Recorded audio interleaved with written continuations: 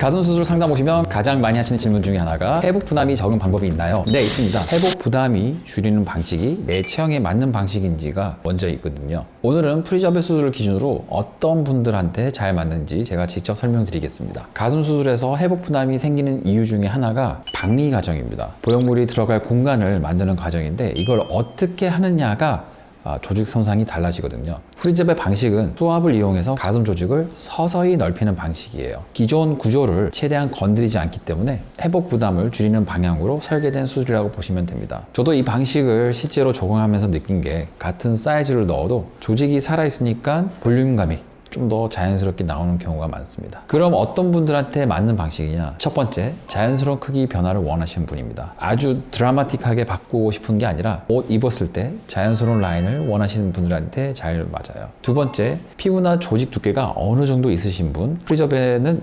보형물이 근육 위쪽 공간으로 들어가게 됩니다. 덮어줄 조직이 충분하지 않으면 보형물 윤곽이 비칠 수 있기 때문에 체형 확인이 꼭 필요한 수술입니다. 세 번째, 활동량이 많으신 분입니다.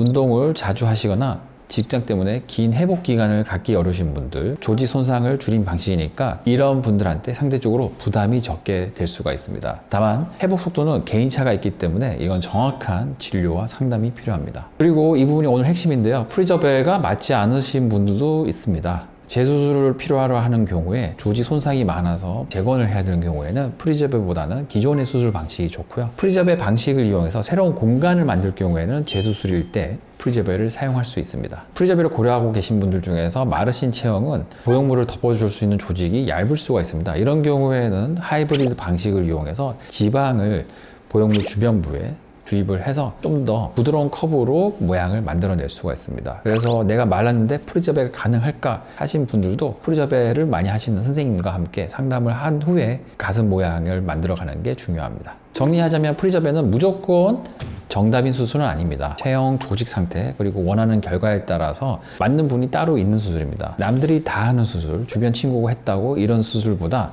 내 체격에 맞는 수술이 무엇이고 확인하는 게 먼저입니다. 궁금하신 분들은 댓글이나 상담으로 질문을 남겨주세요. 또 봐요.